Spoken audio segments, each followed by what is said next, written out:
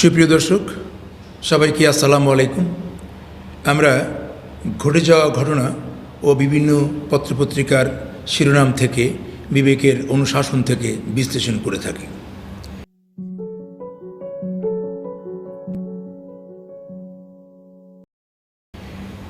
আমরা আজকের একটা শিরোনাম যেটা অলমোস্ট সমস্ত পত্রিকাতেই প্রথম পেজের অনেক বড় কভারেজ, সেটা হলো ধানমন্ডি ৩২ নম্বরের যে বাড়ি, এটাকে ঘুরিয়ে দেওয়া হয়েছে ছাত্র জনতা। এটাই হচ্ছে সবচেয়ে বড় খবর এবং সবচেয়ে আলোচনার বিষয়। এ নিয়ে দুটি কথা বলতে চাই।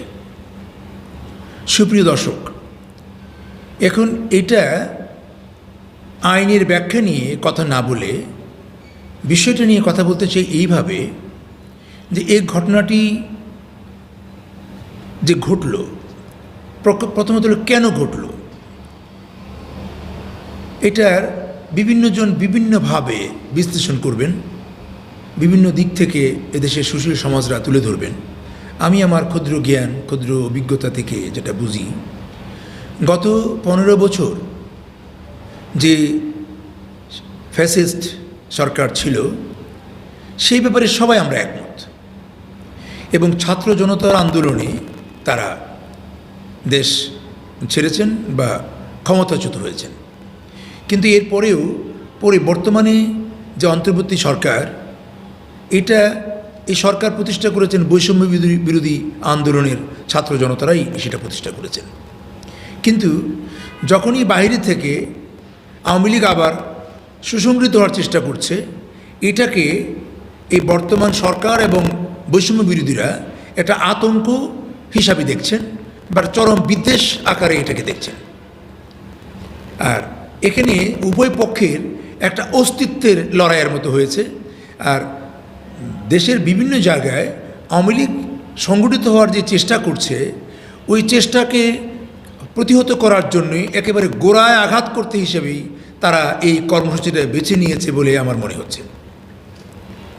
আর এখানে কিছুটা আমরা প্রাকৃতিক আইনের দিকে যদি যাই, ন্যাচারাল একটা ল আছে যেটা আমরা বলি, সেটা হচ্ছে গত 15 বছর আওয়ামী লীগ যে গায়েবী মামলা দিয়েছে, মানুষকে যে হয়রানি করেছে, এই যে হয়রানির কারণে প্রত্যেকের মধ্যে যে ক্ষোভ, এই ক্ষোভ যে সব শেষ হয়ে গেছে তা নয়।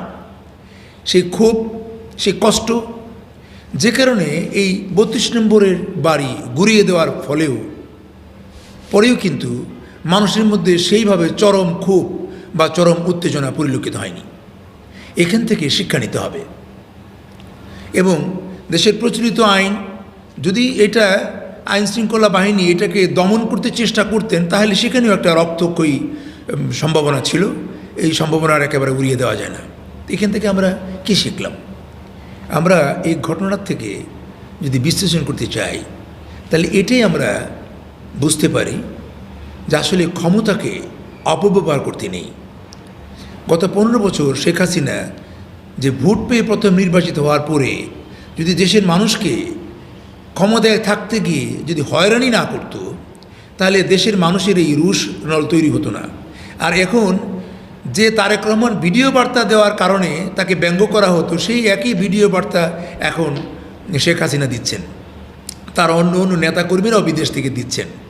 তাহলে আজকে আপনি যেটা করবেন, আগামীকাল সেটা অপেক্ষা করবে। কাজেই বর্তমান বৈষম্য বিরোধী আন্দোলনে যারা আছেন বা যারা অন্তর্বর্তী সরকারে আছেন, ক্ষমতায় টিকতে গিয়ে যাতে বেশি আবেগপ্রবণ, বেশি উৎসাহী হওয়াটা মোটেও সমীচীন হবে না। এজন্য বিনীতভাবে অনুরোধ রাখব, সবাই যেন অন্ততপক্ষে বিবেকের নিয়ন্ত্রণে থেকে আমরা সঠিক কাজটি করতে পারি।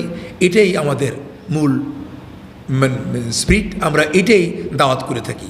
রাজনীতি করেন, সমাজনীতি করেন, ধর্মনীতি করেন, যে নীতি করেন, সবার আগে আমাদের ভিতরে যাতে একটা কাজ, একটা দায়িত্ব থাকে, সেটা হলো আমার নিজেকে যেন আমরা বিবেক দ্বারা পরিচালিত হই।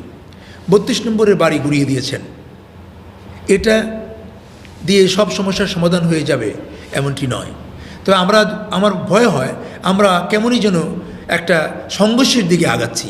এটা একটা গণতান্ত্রিক রাষ্ট্র ব্যবস্থার ক্ষেত্রে যথেষ্ট অন্তরায় হবে বলে আশা করছি। সুপ্রিয় দর্শক, সবাই ভালো থাকেন। সবাই আমরা বিবেকের অনুশাসন মেনে চলব, এরকম একটা দৃঢ় পথ্য নিয়েই আল্লাহ হাফেজ।